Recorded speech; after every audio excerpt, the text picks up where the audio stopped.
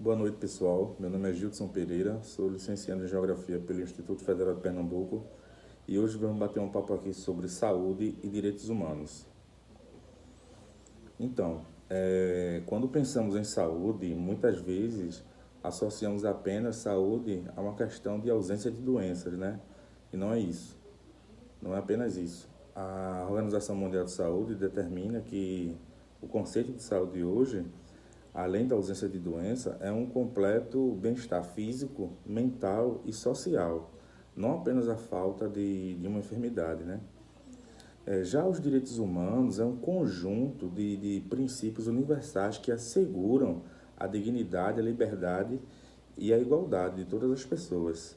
E é justamente nesse ponto em que saúde e direitos humanos dialogam, né? Eles são inseparáveis. Ter saúde não é apenas uma questão de caráter biológico, é também uma condição essencial para viver com dignidade e exercer plenamente todos os outros direitos, né? Então, pessoal, se a gente for pensar bem, a saúde, o conceito de saúde, ele envolve toda a vida social do ser humano, né? De, de certa forma. Não é apenas você não ter uma enfermidade, você não ter uma doença, que você é um ser saudável, né? Então, e isso exemplifica muito também a interpretação da palavra dignidade, que é muito frequente na cartilha dos direitos humanos, né? Então, eles são, como eu já falei anteriormente, são conceitos que não se dissociam, eles dialogam entre si. Por isso, a Constituição brasileira garante esse direito, né? E a Declaração Universal dos Direitos Humanos afirma que todo ser humano tem direito a ter um padrão de vida capaz de assegurar saúde e bem-estar. Mas fica a pergunta, né? Será que na prática esse direito é garantido por todos? Vou rodar um vídeo agora, gostaria que vocês prestassem atenção, um vídeo, uma animação muito interessante, que nos explica como a saúde e direitos humanos dialogam entre si. Dá uma olhada aí.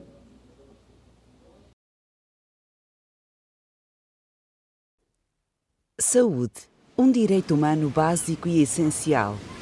Todos temos direito à saúde, uma qualidade de vida adequada que nos assegura o bem-estar físico, mental e social. Este pode ser considerado um dos direitos humanos mais importantes pela sua natureza essencial e obrigatória. Contudo, falar de direito à saúde por si só não é suficiente, já que não é possível estar saudável quando não se dispõe das condições necessárias para evitar adoecer. Consideramos, assim, que poder usufruir do direito à saúde depende profundamente da presença de outros direitos, como o direito a uma alimentação adequada e acesso à água potável. O direito a ter uma habitação e pertencer a uma comunidade onde se possa viver com dignidade e respeito pela nossa vida pessoal e familiar. O direito a trabalhar em condições dignas e seguras e a oferir uma remuneração que permita assegurar um nível de vida adequado. O direito a poder aceder ao ensino básico obrigatório e gratuito e com a possibilidade de poder ingressar no ensino superior. O direito de poder aceder a todos os serviços médicos e sociais, independentemente da raça, género, orientação sexual ou qualquer outra condição suscetível de discriminação. O direito a usufruir dos benefícios das inovações científicas em todos os campos. O direito a participar livremente na vida social e política, de forma a gerar impactos positivos na comunidade e a poder exigir a prestação de contas por parte do Estado através do acesso à informação. Dado o caráter universal dos direitos humanos, todos deveríamos ser capazes de exercê-los em qualquer parte do mundo, apoiados pelos nossos governos, os quais têm o dever de os respeitar e de os incorporar nas suas políticas de saúde. A realidade, porém, mostra que os direitos humanos são diariamente violados em distintas partes do globo, e não só em ofensas cometidas diretamente contra as pessoas, como a tortura, a exploração laboral, o abuso sexual ou práticas tradicionais que incluem violência física ou psíquica. Mas também por causas estruturais relacionadas com a falta de prioridade política, orçamentos públicos insuficientes, com a pobreza ou com a ingerência da Agenda Global de Saúde nos países em vias de desenvolvimento, e por causas relacionadas com a privatização e mercantilização da saúde, que afetam não só os grupos sociais mais vulneráveis ou marginalizados, mas põem também em risco a saúde de todos os habitantes dos países onde a saúde pública funciona. Para enfrentar e corrigir as desigualdades, as práticas discriminatórias, as relações de poder injustas e usufruir plenamente do direito à saúde, devemos exigir também que sejam assegurados todos os outros direitos humanos. Então, direitos humanos e direito à saúde, eles não se separam, né? Eles andam juntos, né? Quando falamos em saúde, estamos falando de condições de vida que permitam o exercício da dignidade humana, né? Dignidade é uma palavra basilar dentro dos direitos humanos, né? E por isso que, quando a gente não tem saúde, a gente não consegue exercer plenamente todos os outros direitos, né? O artigo 196 da Constituição Federal é muito claro: a saúde é um direito de todos e é dever do Estado, né? Isso significa que não é um favor, não é caridade, é um direito humano fundamental. E como podemos perceber isso no nosso cotidiano? Pensemos, se uma pessoa ela não consegue um atendimento no serviço público, né, não é apenas a saúde dela que está em jogo, né, mas também o direito de viver com dignidade. Quantas vezes nós ouvimos histórias de pessoas que não conseguem um atendimento nos hospitais, as filas enormes, não conseguem um exame básico, ou um tempo hábil, os exames demoram muito para serem feitos, né? Esses episódios não são apenas falhas administrativas, né? Mas também são violações de direitos humanos. Vou dar um exemplo bem rápido aqui de uma violação muito notória, grave, né? Que ocorreu conosco aqui no período da pandemia da Covid-19. Então, no período da Covid-19, o presidente Bolsonaro era o presidente, o ex-presidente Bolsonaro era o presidente do Brasil nessa época, e foi claro as violações que ele cometeu dos direitos humanos e do direito à saúde, quando não comprou as vacinas num tempo hábil, né? Incitava o pessoal a não respeitar o lockdown, incitava o pessoal a tomar remédios onde a Organização Mundial da Saúde e tantos outros órgãos, né? Como a própria Fiocruz aqui do Brasil, né? Que é uma instituição muito respeitada, dizia que os remédios não funcionavam, e ele incitava as pessoas a tomar esses remédios, né? Debochava e ironizava as pessoas que morriam com a Covid. Então, é uma clara violação dos direitos humanos e do direito à saúde que tivemos aqui no nosso país. E, curiosamente, ele não está respondendo no atual julgamento do que está enfrentando por esse crime, né? Foram mais de 400 mil mortes, né? Diretamente causadas pela Covid. E o chefe do executivo na atual gestão, que era ele, não está respondendo por esse crime de violação, né? Um genocídio que cometeu contra seu próprio povo por negligência, por vaidade, por questões políticas, enfim. E curiosamente ele não está respondendo por isso no atual julgamento que está sofrendo. Ele vai ser, né, tá iminente, vai ser preso aí por qualquer outro crime, né? Vai pagar por qualquer outro crime, menos por esse. Então isso é muito curioso, né? Isso é justiça social, que tem tudo a ver com saúde e com direitos humanos, né? Eu deixei aqui uma reflexão para a gente. Voltando aqui ao assunto, saindo mais desse exemplo, quando um direito humano assim tão essencial como a saúde não é respeitado, o que acontece com os outros direitos, né, dessa mesma pessoa? Vale a reflexão aí. Então, na prática, percebemos como saúde e direitos humanos se encontram em cada experiência vivida, né? Quando alguém consegue um atendimento de qualidade, ele está tendo o seu direito humano respeitado. Quando não, isso é um direito violado, né? Vou dar um exemplo simples aqui. Uma gestante que consegue fazer o pré-natal completo, com exames, acompanhamento e orientação, tem maior chance de garantir não só a sua saúde, mas também a da criança, a do bebê, né? E isso é um direito humano, a saúde se concretizando.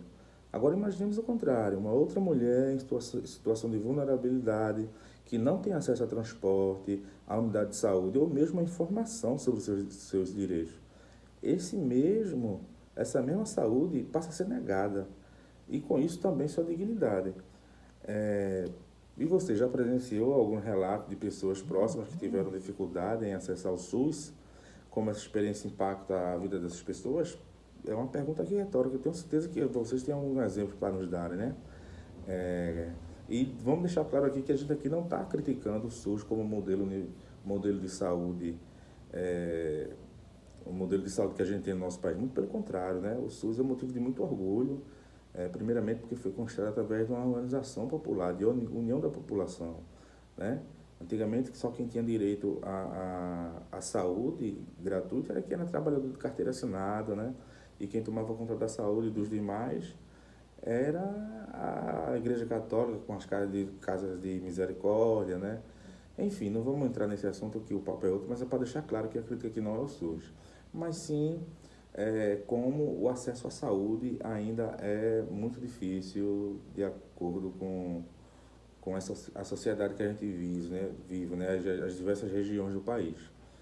Então é importante deixar isso claro que a crítica aqui não é o SUS, porque quando a violação do direito à saúde aparece com força é quando olhamos para as suas desigualdades, né? No Brasil, pessoas negras, os povos originários têm menos acesso a exame e a tratamento de qualidade. Mulheres ainda enfrentam barreiras adicionais. E população em situação de rua, eles vivem em condições que tornam quase impossível garantir uma saúde digna. Essas situações não são apenas problemas de gestão, né? São reflexos de um sistema social que ainda não assegura, né, igualdade no exercício dos direitos humanos. E aqui eu pergunto, será que podemos falar em direito à saúde se ele só é garantido por alguns grupos sociais, para alguns grupos sociais, né, e negado a outros? Cada fila interminável, cada hospital sem leito, cada falta de medicamento é um retrato vivo de como anda, como anda, né, a situação do nosso país, como ainda estamos longe de garantir esse direito para todo mundo.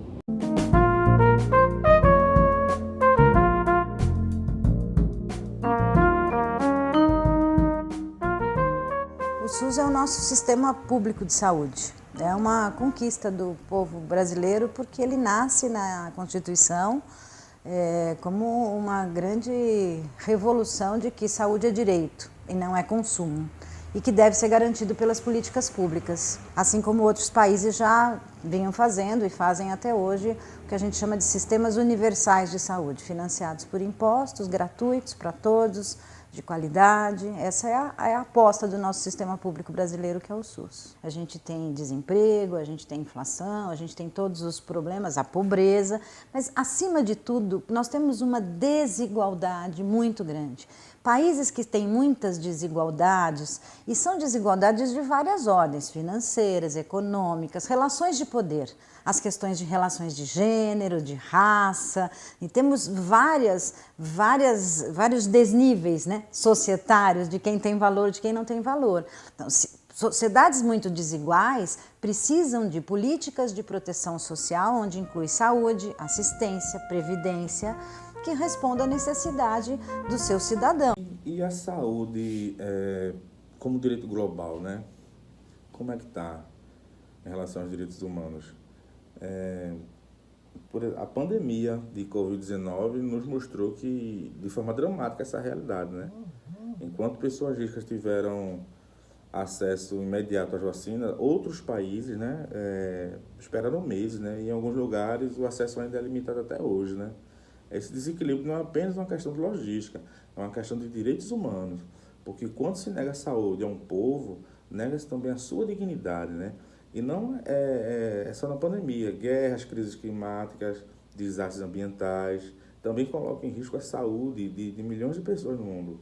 Aqui fica também uma reflexão, né? Como é que a gente pode falar em direitos humanos universais se ainda existem fronteiras tão visíveis na garantia do direito à saúde?